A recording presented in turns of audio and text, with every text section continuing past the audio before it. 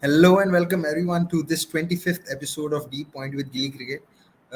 Usually, just before an India game or post an India series, the theme of the show is India centered, where we discuss like what have been the takeaways for the Indian cricket team and what are the things that we can look forward to in the forthcoming series. But we'll be having the watch along today for the first T20I and if you really want to know what all India have gained from the T20 from the ODI series versus West Indies, I really suggest that you guys check out the review of the third ODI because our guys Megha, Sumesh, and Nikhil have done a wonderful job on that show. So yeah, there's not much to talk about otherwise.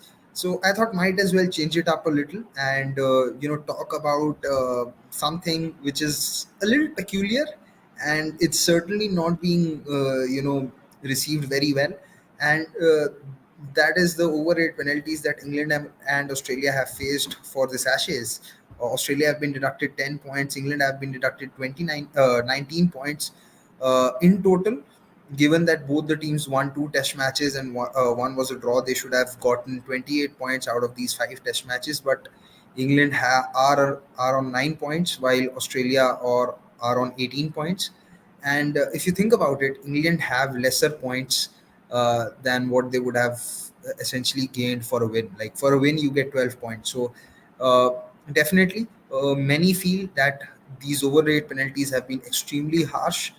We have had Usman Khwaja go on and tweet that they were found a few overs short in the fourth test when they didn't even get a chance to bowl second. And early on in the series, we heard that Usman Khwaja went up to the ICC and asked them to reduce the fines because what he felt was that they were providing with a great game of cricket to the spectators, and they shouldn't really be fined for it just because something like the overrate. For me, the debate on overrate has been very simple.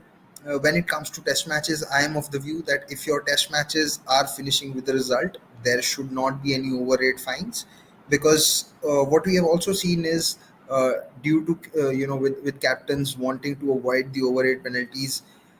In the last Ashes, we saw someone like Ollie Robinson coming in and bowling off spin purely because of the issue of the overrate. So as far as I am concerned, the overrate penalty should only kick in if there hasn't been a result or a test match has been drawn due to slow overrates. But the counterpoint to it is, and many feel, I believe rightly so, is that spectators have paid to watch full 90 overs, and if that is what are the stipulated overs, and you have an half an hour extra, if you're still not able to complete the overs on time, then there's a problem, and perhaps rightly so. In limited overs, we have seen that the overrate penalty has changed. Earlier, it used to be fines and then captains used to get banned, but now the overrate penalties have been made in-game penalties where you have an extra fielder inside the circle. And to some, it does make a lot more sense because it's a penalty which is being served in within the duration of the game and not afterwards. So there are many thoughts, views, counterpoints, arguments with regards to something like the overrate. And for that, I have someone who will be joining me on the show today. He's a very familiar face. I'm sure he's been able to find some time for the show because there's no cricket happening for sure. So yeah, you guys probably know whom I'm talking about. I'm talking about our very own Nikhil Popat, Crazy Nicks. I'll be adding him to the show, and I'd like to hear what he has to say on this overrate issue. And yeah, you guys can chip in with your questions, bring in your arguments, and let's just have a good discussion. Hi, Nikhil. So I'm Hello, sure you hello. are in the background and hearing whatever I had to say about overrates, and we have had our own discussions. But firstly, Yeah. I want to understand from you that do you think these penalties are harsh, specifically just for the Ashes? See, I feel it's a very subjective call in terms of how harsh it is because the direct result is on the percentage of points because that's where it eventually leads to. Now, this was something that I'm sure Khwaja had discussed whenever he went for that revision that please let's revise these calls, and also that it's not something that's happened now. sometimes I feel a lot of these cricket discussions, rule discussions happens when England play and when Australia play, which is also unfair that you suddenly realize, oh, there is an existing problem that we need to fix suddenly. So I think there can be middle ground found. Matlab, I have some ideas which I feel could have been executed or maybe looked upon in the future. But I think eventually you pay for something, you want it done. Like we've often complained about having a 4 hour long T20 game where teams have taken 2 hours to bowl that stipulated 20 overs. In a test match, in an ideal scenario where most of your balls are dot balls, how is it taking so much more time? If you think about it, half of the time the ball is going to the keeper or the fielder. You're not fetching the ball. In fact, England helped Australia by playing baseball. By you have to you have to talk about the 2 overs declaration point that in the first game. Yeah, please add. Yeah, so what Nikhil is alluding to here is that there has been a recent rule change as well with regards to over eight penalties. That earlier there was a minimum cutoff, like you had to bowl at least 60 overs to bear the brunt of over eight penalties, and now it's been changed. It's been changed to 80 overs. Uh, Australia did not have to pay for that penalty in Edgbaston because England declared at the 78 over mark, and on a few more occasions, England did not bat out the 80 overs. So that helped Australia. Not that they were very great on the over eight front. And it's not the first time that Australia are bearing the brunt of it, because in the very first WTC cycle as well, when India beat Australia in Melbourne, in that test match, which was Shubman Gill's and Mohammad Siraj's debut test match, Australia were fined points, and due to which they lost out on the spot in the WTC final, and New Zealand was India's opponent in the final. So not the first time that this has happened. But Nikhil, you were also talking about some opinions and some ways that you have to sort of curb this. I want to hear that from you.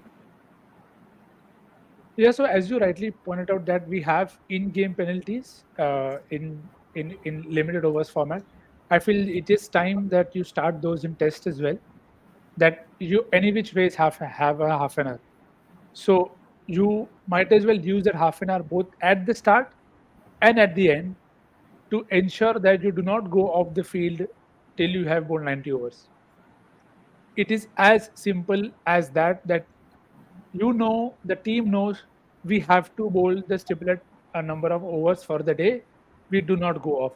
If these two half an hours are not seeming enough, you start to cut down on the breaks. It's not that I'm against, like I'm inhuman or saying that players should suffer in different conditions. But my point is, the game has moved on to a space where there are people who can go off, come in. We've seen all of that happen. There have been times where a simple issue like a side screen issue takes a time to start the match, which you would think is the basic before the start of the match, that the last thing that you will not check is the side screen. But you still have those delays. So you feel sometimes the people involved in terms of umpires, officials, they can also be a bit more proactive that let's sort this in advance. You have everybody ready, the start time is done, but you're still waiting because somebody is walking across the screen. So again, this it may not be a lot of time, but eventually it all adds up because you are always then waiting for a bowler is changing ends or sides. Then you have somebody that please move this aside. All of this can be done in a way that you can save whatever little time.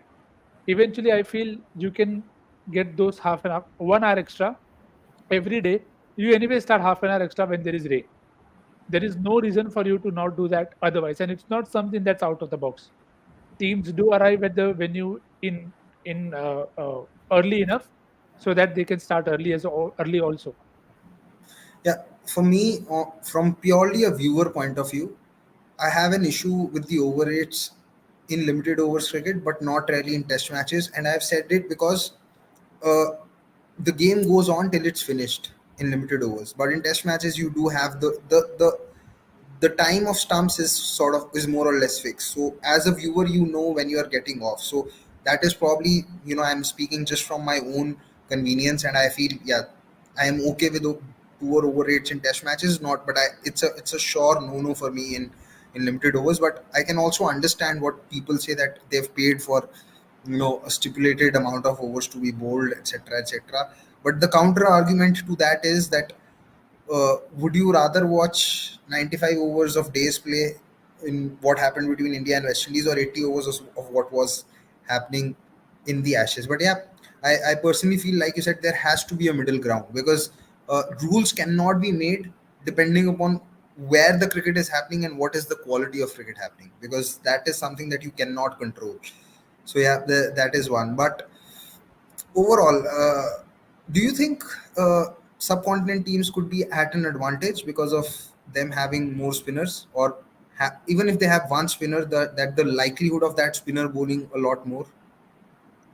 Yeah, see, I think again it's something that you'll think that has come suddenly. It's this has always been how cricket has functioned, that you have subcontinental teams because of the conditions that they use spin more, and you will have the Sena countries always using pace with only one spinner. So it's not that it's new. I'm sure there can be worked around as well. In terms of now, if conditions are such, there is nothing else that you can do. Like if you are playing on a rank turner, there is no reason for you to play three seamers. You would play seamers. Now, I don't think it's fair or unfair in any in terms of, it's just the nature or the geography of the place. You can't change it, and the rule wasn't made that to take into consideration that with the seamers you'll take so much time, with spinners are you expected to bowl more. Like I have covered a test match where Sri Lanka bowled 87 overs in 2 sessions. 87 overs. People don't bowl 87 in a day. They bowled 87 overs in 2 sessions because they wanted a result. The over rate was 23. So eventually what I feel is this is taken for granted in test matches, that teams feel that they can take their own sweet time because the sanctions aren't that, heavy. Like as you said, in limited overs you have a fielder inside, it changes the game. If the last in if in the if it's the last over and you have an extra fielder inside, it will change the game, it will affect the game directly. But in test matches, because the penalties haven't always been that strict, I think teams have played at their own pace, which I don't know how much can you attribute it to being quality cricket. Because even for many times when we say that it is entertaining cricket, it doesn't usually always mean that all 5 days, all sessions are entertaining. It's eventually maybe the last 2 days or the days when there is sudden change of conditions where you feel that okay, now the pitch has started to do something else. Then you feel that okay, there is something happening every single time. But in to coming back to the fairness point, I think it stays the same. You Most teams still play one spinner. It's very rare for you to see any team play more than three seamers now. So I think the 15 over mark is also not a stretch. It's been done in the past, and what I also feel is you can give them chance to cover up, as there is in the rule that if you get them out before below 80 overs, it is fine. You are not penalized for that.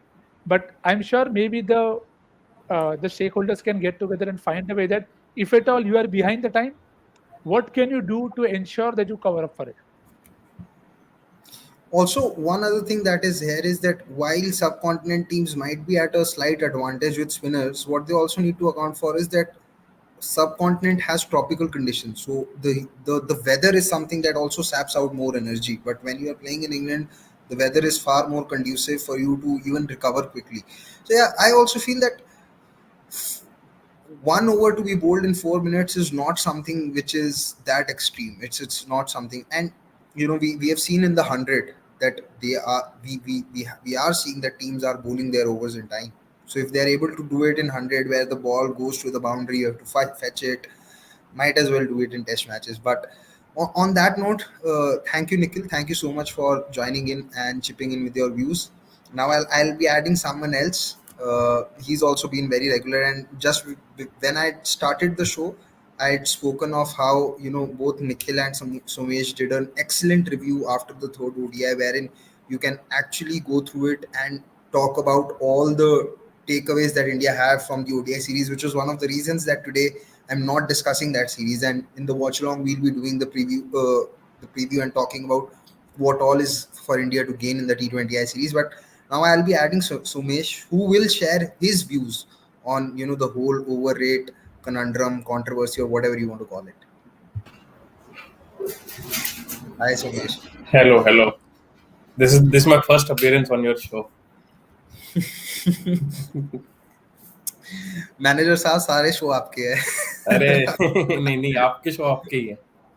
But yeah, I mean, firstly, do you think these penalties have been harsh on England and Australia? See, I think these penalties are another exemplifier of how cricket ecosystem works. I mean, they make rules, and until and unless they come back to bite at a very crucial juncture, or at a juncture where they seem very off, no one seems to bat an eye that it was a flawed plan in the first place. Now, I mean, there are two separate things to it. One is the overrate issue that was in the ongoing test, and the other thing is the penalty that you are awarding once the games are done. I mean, this is the only scenario I can imagine in cricket where teams are being held accountable after the game is done. If you go back to the 2019 World Cup final, when it became clear in a few hours that umpire Kumar Dharamsena made a mistake on that Stokes overthrow, and the team were awarded 6 runs. Did they change it? Did they say, "Oh no, it was 5 runs, so the game remains a tie," or whatever it is? Did they change the result? Now think about this: if this series would have been the last before the WTC final, and had Australia been celebrating that we've qualified for the final, only for them to find out a few hours later that they have been docked points. I mean, would that be? I mean, this is just a very rare scenario where this is not cricket. I mean, whatever happens in cricket stays on the field. I mean, whatever is decided, correct, incorrect, stays on the field, and there is hind, no retroactive actions taken. So I have first and foremost issues with that. Second thing is the amount of penalties, right? I mean, is it fair to sort of deduct points for every over, or else it should be just based on overall game, that in particular this particular game you did not finish your overs in time, you will be docked a certain number of points, instead of keeping it so subjective. Because I mean, you can't be deducting points more than the points awarded for a game win, right? I mean, that's just not fair. Yeah, And it's not. ultimately, yeah, ultimately it comes down to that. Yeah, you could probably say that the real winner of this series is the overrate penalty, because if you talk Absolutely. about overrate penalties, it's 29, Australia Yeah, 18, yeah. England 9. So yeah, you mentioned a very good thing about some rules in cricket which only you realize the fallacy in them once they've come back to bite someone. Now my mind goes back to 2019 IPL final, where Shardul Thakur was LBW on the last ball. They had ran a single, but umpire had given him out. Yeah, If it was not out, Mumbai Indians would have still won that game, because the yeah. rule says once umpire has given you out, the ball is dead and the run isn't counted. Hmm. And that is one rule change which has been waiting to happen for Yeah. quite some time now. And while they have made one change that on a free hit, if you are dismissed or if you are bowled, instead of buys, that those runs would be counted as batters' runs. And even this is ambiguous if you think about it. See, a dismissal is a dismissal. What is the difference between a bowled and a caught? How can you still run runs if you're caught on a free hit, right? Again, on some juncture, someone will realize that this is also a fault. I mean, I don't know what you think about this. Because, I mean, I know they changed this rule after that Virat Kohli bowled in the World Cup game. But in my opinion, even for caught, if someone is caught on a free hit, it's an out. He should not be allowed to run. No, so they were allowed to run always. It's just that now it would be counted as batters' runs. Like those three that India ran, then they were counted as buys. Now they would be awarded to the batter. So that is the change that they've made. But I feel the more important change that they need to make is the one for these LBW calls, wherein if the call has been overturned, then you need to bowl that ball again, or Hmm. those runs should be given. Right Yeah. now, if it's a not out, it stays not out. But if you have gotten runs for it, they don't get counted. There was this ODI between England and India in Pune, where Pant was given LBW out similarly to Tom Curran, and the ball actually took an edge from his bat and went for a boundary, but he did not get those 4 runs, and due to which I think he couldn't really break the record for the fastest Indian 50, Hmm. because he was going great guns in that game. So there are many rules like these, and yeah, this is only one aspect where I think cricket has retrospective ruling, because, like you said, they don't have they did not have it in the 2019 World Cup final or otherwise. Apart from that, I'm sure you were hearing the conversation Yeah, that was yeah, happening yeah. between me and Nikhil. How important or how significant do you think are overrates in the game of cricket? Like I said, to me, in test matches, it really doesn't matter to me.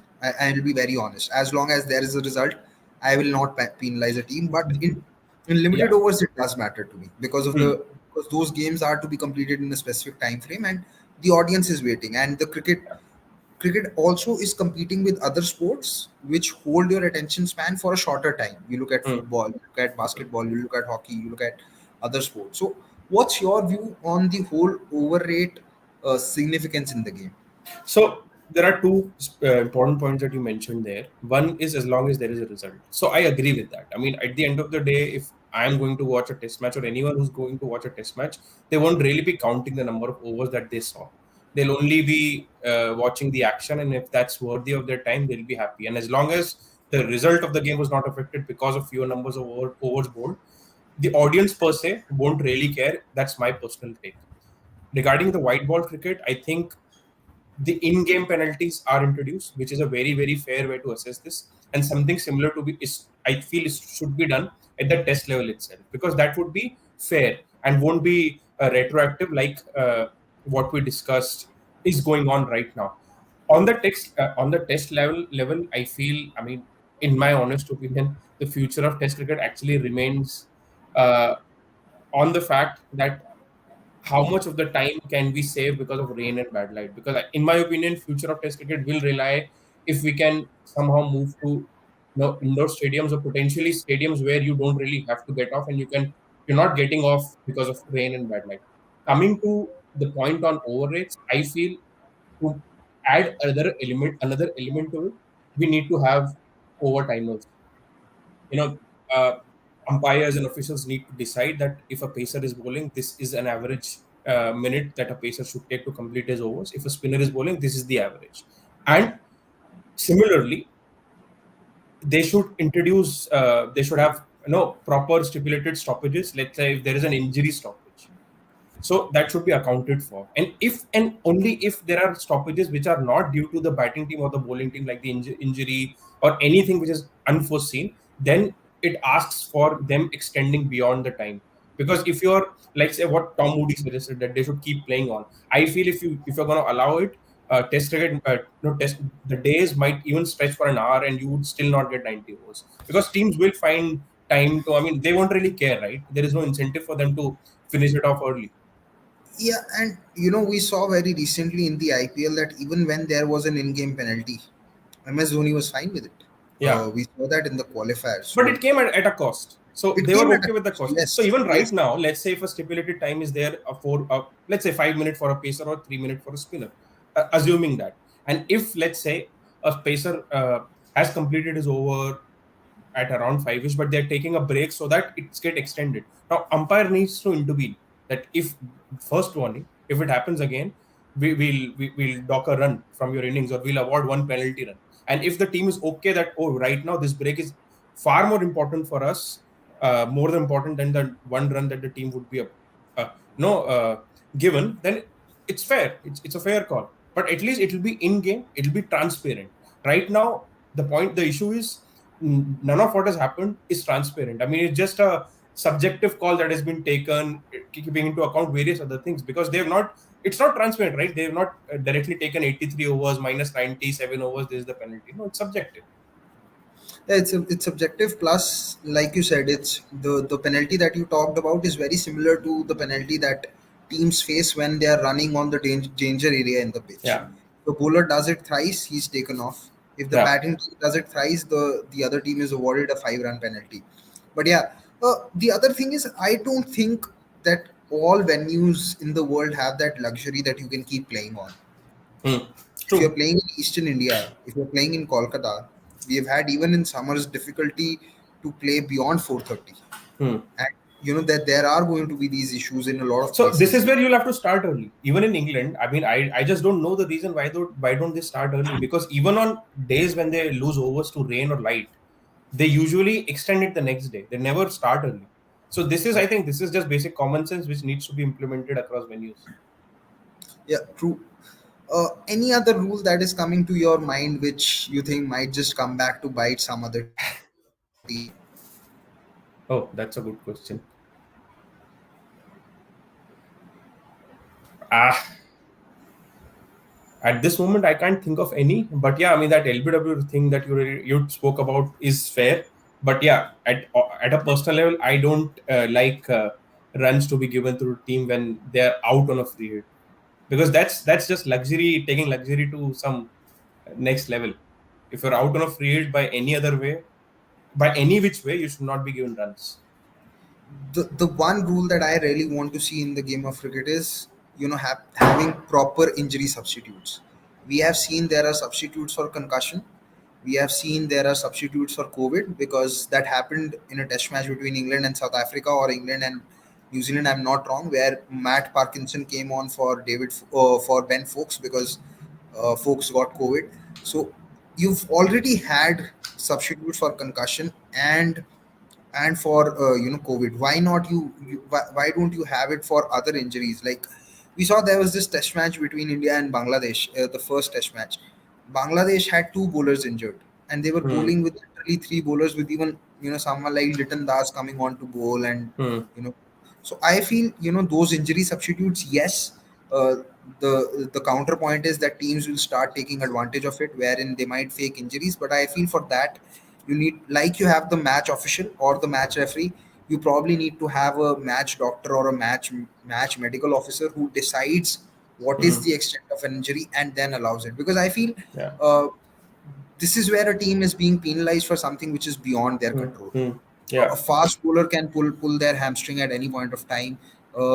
Someone can get their shoulder injured at any point of time. That we've seen shoulder dislocation happen on the field. Yeah. I think that is something that needs to come in, and it Yeah. happens in every sport. Yeah. You see substitutions in football, Yeah. Yeah. substitutions are there in hockey, in basketball, in there. So I feel that is one rule that And really it comes. affects the quality of the contest as well. 100%, because yeah, Yeah. so like Nikhil is saying, Lion in Yeah. Ashes Yeah. Of mid game, course. Yeah. Australia were clearly hamstrung. Hmm. So that is Yeah. one rule I really want to see, wherein that a player is obviously injured, Hmm. and you're just penalizing the team for their bad luck. I Yeah. mean, that is one thing that I really, hope to see, that you have injury Absolutely. Yeah. substitutes. Yeah. And regarding overrate, just my last bit, I feel umpires really need to do a better job, because in cricket, I just somehow feel that we do not hold umpires accountable for anything. Because no, with time, umpiring has become an easier job, to be honest. Right now, you don't even have to look at no balls. Your decisions can be reviewed. So, I mean, umpires are much more freer in their head. So maybe they can utilize their time better and be a little more forceful. I mean, if gloves are not to be, I mean, this is not the right. If they had a break 5 minutes ago and now the batter is asking for glove change, they should strictly be saying no to it. That's true. That's true. Another point that comes to my mind is how, even though there is no soft signal anymore. And Hmm. I think this was something that Nikhil had mentioned when we were probably doing a review show of the day 4 of WTC, where he said that even if there is no soft signal, in catches like those of Shubman Gill, you more often see that the third umpire is more likely to go with the decision or with the view of the on-field umpire, rather than deciding for himself Hmm. about what is the decision. So yeah, maybe more accountability needs to be on umpires. But This just reminded me. What's your opinion about keepers just taking the bails off on every ball they collect off a spinner, so that the nick would be reviewed yeah, every single this was time? something that Alex Carey kept doing Yeah. the Yeah. whole BGT. Yeah. Yeah, I mean, again, this is where probably the umpires need to be very sure about what they want to review and what they don't want to. Because I remember there was a time in between where for every run out, every direct hit, you could see that the batter has crossed the stumps. The Hmm. umpires would go for a third umpire, Absolutely. and So this is why I'm saying the umpiring has become easy. I mean, in our watching itself, these days, every time the stump have been broken, umpire just go for the third umpire. On-field umpire are, I don't know if they're scared, or have they even stopped even checking if the batter is in or not, because even the obvious non-runouts, non-stumpings are getting reviewed. yeah, true. This is purely about. I think the the scrutiny that might happen in case of a wrong decision is something that forces this safety first approach, even when they Hmm. know there's no harm in taking a second opinion. I think that is the way the umpires like to function. But thank you so much, Sumesh, for joining in, and we'll obviously see you during you'll be there during the watch along, right? I am if Avnish adds me. Yeah. Avnish has. I'm at So his yeah, mercy today. so we'll see you during the watch along, and I'll also be there. So thank you so much. And now we'll take a few questions. People really want to discuss about the injury to KL Rahul and Yeah, Shreyas Iyer, so might as well do that. But thank you so much for joining in. I will now start taking questions. Thank you. absolutely. Have a good day. Bye. So, like I said, I'll start taking questions. AK has asked me thoughts on KL and Iyer being out for Asia Cup. Should they be included in World Cup if they get fit by Australia ODI series? I don't think India any other option, because both of them have done really well in their respective positions for them to really command a place once they are back in. So yeah, for me they do. Also, a lot would depend upon how the replacement players are doing. If the replacement players are struggling and not scoring as many runs, there's absolutely no point but to not take them back. The Outcast had something to say about the overrate discussion. He said, according to me, both England and Australia deserve some penalty for their horrendous overrates, but deducting WTC points doesn't seem right. Such a great series, yet both the teams get so few points. Yes, Neural Hacks with Vasant says joined late. It's okay, Vasant, you can still chip in. He says, it's bad that KL and Iyer are out of the Asia Cup. What is the realistic uh, winning lineup for World Cup which can be tested in Asia Cup? How about the following lineup? Okay, we'll just see his lineup. Uh, okay, his lineup isn't there. We are waiting for Vasant to send his lineup. AK says there was a report in Crickbuzz yesterday which suggested that Ishan Kishan may open with Rohit and Gill to go in middle order. Will it be correct to change the top three 2 months before the World Cup? It's definitely not ideal.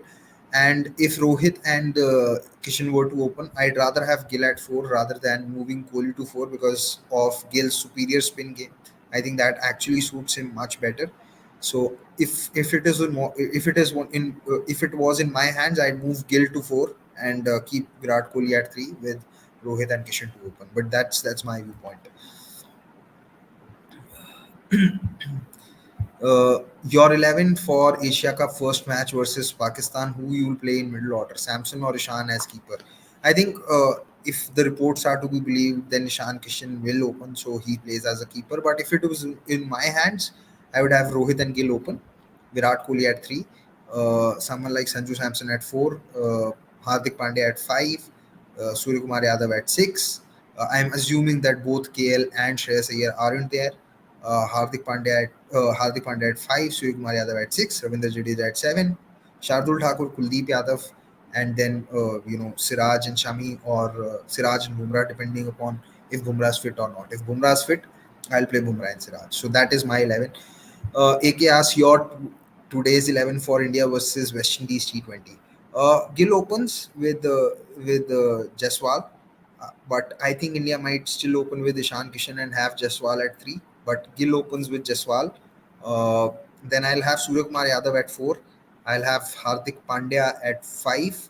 At number six, I will have Sanju Samson. Number seven, I'll have one of Akshar Patel or Ravindra Jadeja. Then I'll have Kuldeep. Then I'll have two pacers in Arshdeep. And the one spot that I have not spoken about is the number three spot, because I think that will be a toss up between Ruturaj and Kishan, or Kishan could open and you could have you could have just Jaswal at three, and there's also Tilak Verma in contention. Who knows if he plays? He might bat at four with Surya Kumar Yadav at three. I am okay with that as well. I just feel that Surya Kumar Yadav has to be someone who takes on most of the spin bowling, and yeah, he could bat at three, he could bat at four. I don't think that's really going to change a lot. I'm just looking at the squad once again to finalize my last pacer. Uh, but yeah, till then, I'll just take look at a few other questions that have come in. Just a moment, guys.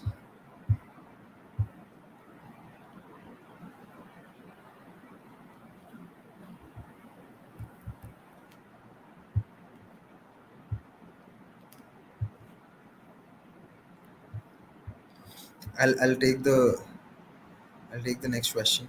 Faraz Ahmed asks, "What do you make of UZ Chahal making it to the World Cup squad? Do you reckon he's out of consideration?" I'd say he's not a lock. Definitely Kuldeep's ahead. I think it will eventually come down to between him, Akshar Patel, and the extra batter. I think roughly 13 out of 15 players select themselves in the squad. But yeah, at this point of time, it's unlikely that Yuzvendra Chahal makes it to the squad because Kuldeep's definitely going to be there. Ravindra Jadeja is definitely going to be there. And if you want to go in for a third spinner, I think it is likely that you would like to go with an option of Akshar Patel who can also bat rather than Yuzvendra Chahal who's doesn't bat and isn't great in the field either. So yeah.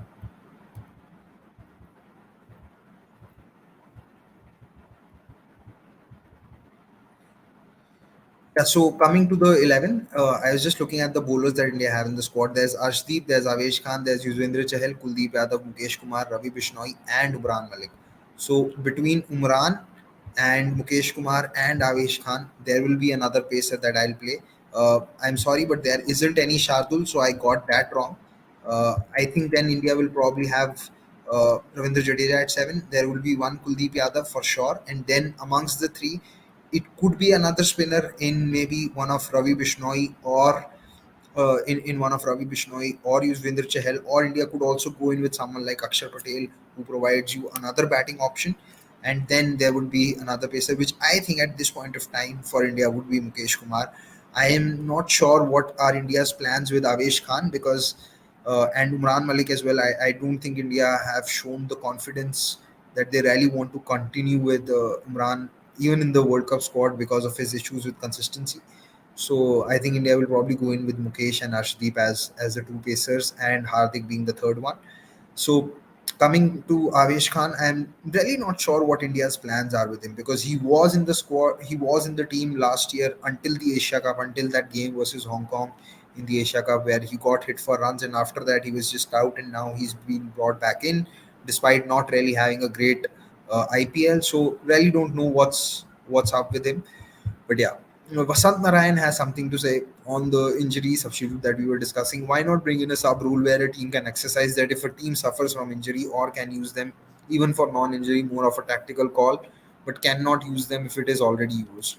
See, that is very similar to having the impact player. I'm just talking of an injury substitute. A team is given a substitute when a player has suffered an unfortunate injury and cannot take further part in the game. Sanjay Bharti Saranan says, why Dravid wants Sky as a finisher role in ODI coming after 40 overs, hitting everything. It's high risk. If your team collapse early, you need batter to play a long innings. But that's not the rule that they're looking for, right? At number 6, or as a finisher, you want to find someone who can bat at a high enough tempo and a good enough tempo.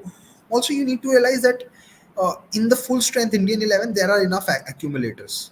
Gill is an accumulator. Someone like Virat Kohli is an accumulator. He can accumulate runs and can arrest a collapse. Hardik Pandya can do that. Shreyas Iyer can do that. KL Rahul can do that. Rohit Sharma can do that. So you have enough accumulators. So you really want to find someone who can play with this, play with an impetus, and give that innings the required run rate that they need and put the pressure back on the opposition. So it's okay if you have one high risk player. I mean, all teams look to have it. England have Maxwell. Uh, Australia have Maxwell. England look to have someone like Livingston in the mix purely for this reason. Sahil Nagdev says Ishan scored good runs in the series, but considering all of them were in opening, is a good backup for KL. This is a question I don't think anyone can answer because in the three innings that he batted in the middle order versus New Zealand, he didn't really look the part. So ideally, India missed their opportunity to bat Ishan Kishan in the middle order in the series, but now we really don't know if he would be unless they play him in the middle order in the Asia Cup. Uh, Rashil L7799 Rashil asks, what would be your 15-man squad, Paji, assuming KL and Iyer are fit? So my 15-man squad will be uh, Gill, Rohit, Virat, Shreyas, KL. That's my five. Hardik, Jadeja, Bumrah, Shami, Siraj, Shardul. That's my 12. Uh, yeah, I spoke of the top five. I spoke of Hardik, I spoke of Jadeja, I spoke of Kuldeep, and then the three bases in Bumrah, Siraj, and Shami. So yeah, that's my 11. Then Shardul is 12. These are the 12 players that I definitely see in the mix. Then I think Ishan Kishan would be the backup opener slash backup keeper, would be 13, because I think he's done well as a backup opener to for him to find a place in the squad. Now the question remains that do India want to go in with an extra batter, which could be between Sanju Samson and Surya Kumar Yadav, and then the last spot would be between an extra bowling option, or it could be an all-rounder. Now that could be Yuzvendra Chahal, that could be Akshar Patel, or that could be someone else who's not in the mix at the all. For me, it would be Akshar Patel, Sanju Samson, and Sanju Samson and Ishan Kishan. But for the Indian team, it could either be Sanju Samson or Surya Kumar Yadav. I will not be surprised if it's Surya Kumar Yadav either.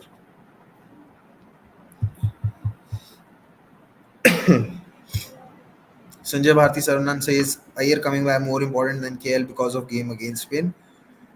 I don't think we can really talk about who's more important and who's not, because KL also has a very good game against pace, and he's shown that he can come and bat at a very good tempo if he has to finish the innings. So that's there. Neural hacks with Vasant, it says, is Bishnoi underused by India? When he played for LSG and PBKS under KL, he looked kind of different. I don't think he's underused. I think he's not used at all for by India. So there's that. Uh, just 1 minute. Sahil Nagdev informs me, I'm sorry, Jadeja is not a part of the 15-2, right? So Akshar makes it the 11 and T20. Yes, I just checked. Jadeja is not, my bad. Thank you, Sahil, for pointing that out. Sanju can do what management is asking Surya in ODI, adding to it. He's much more consistent than Surya. Yes, so far, yes. Vasant Narayan says, shouldn't India try Kohli as an opener with Samson at 3, Gill at 4? Gill is very tentative in the power play and it maximizes his talent. Uh, but this is if India want to play Ishan Kishan as an opener. If India are not playing Ishan Kishan, then they can open with Gill.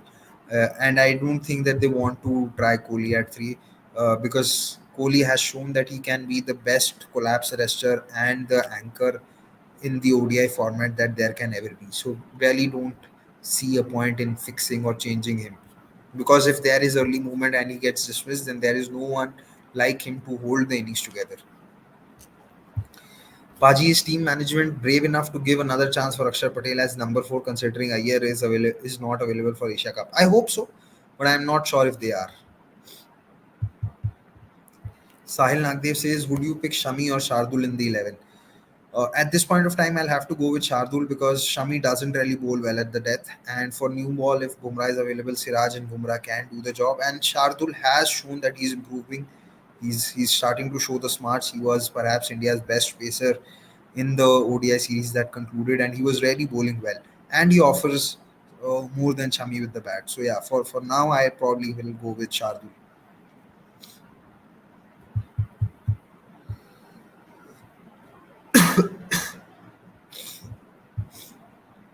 Given that Ishan is a backup wicket keeper, I think if Rahul and Shreyas are fit, Sanju will not make the cut.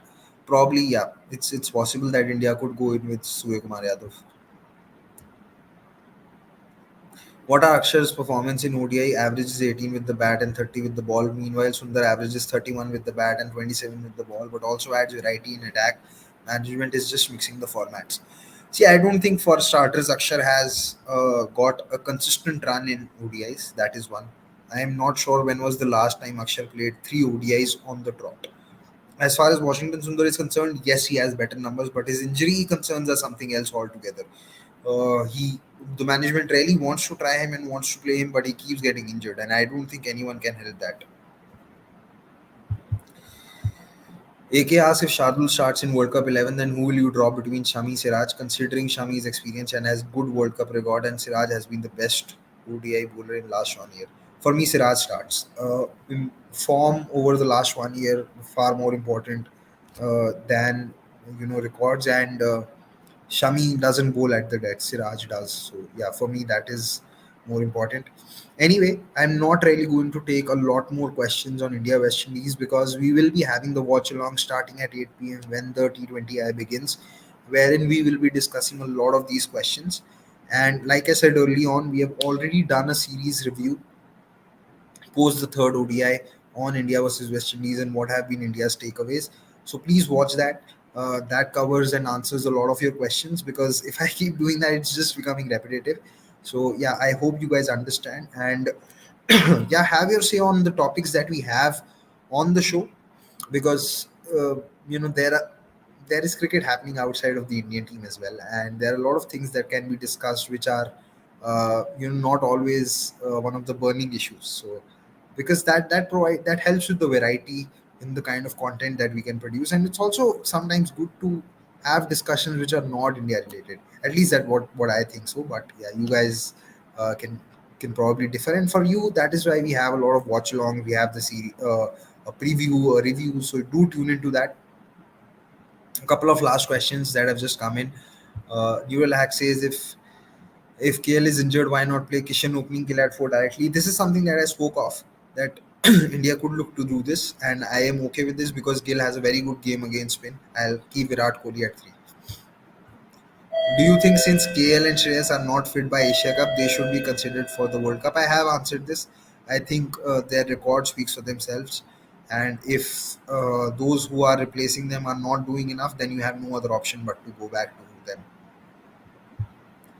Vasant Narayan says, shouldn't ICC look at the way breaks are structured? I want to understand this question a lot more. So if you could elaborate, I'd really like to answer it then. Prashant Agarwal says, don't you think there's a need for format specialization in Indian cricket considering the amount of cricket India plays? Something which Australia and England also do. Prashant, I'd like to tell you this, that we did a show on this. We did a three-part series on how to fix Indian cricket, wherein the first episode had, addressed exactly this problem of India wanting to have multi-format players. Do watch that show. It was done between me, Sumesh, and Nikhil. It's something that you will definitely enjoy, where we did a 1 hour whole episode on this. So might as well watch that, because it's a huge topic and I really can't sum it up in a few words.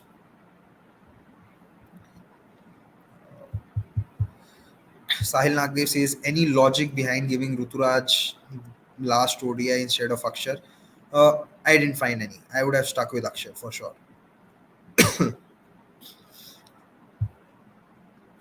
Neural Hacks with Vasan says, also wanted to ask your views on 100 tournament Baji where men and women play together. Why not make IPL mini tournament with both men and women promoting women's cricket more? I think ideally you don't, as men cricketers, it should be their responsibility to anyway promote women's cricket or promote any kind of cricket. So you really don't need the tournaments to happen together. I think it's better if you have a separate window, because it brings in more eyeballs. If men's and women's IPL happens together, then there's a very good possibility that the women's IPL will lose out on viewership. So that is something that I'm not sure if it's a great idea. But anyway, I think men cricketers should come out forward and promote women's cricket. That should happen regardless. Siva says, I love Ashwin, but why Ashwin not retire in ODI and T20, or he thinks he can play these formats? See, retirement is a very personal thing. Uh, if a player feels like they can contribute, they will not retire. It's up to the selectors to select them or not. So I will never say something that retirement should be forced.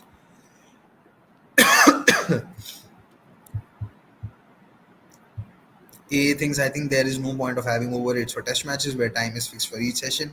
It should, it surely should be, it surely should is important in limited over matches. That is something that I felt as well. But there are clear reasons why others differ, and perhaps they for rightly so.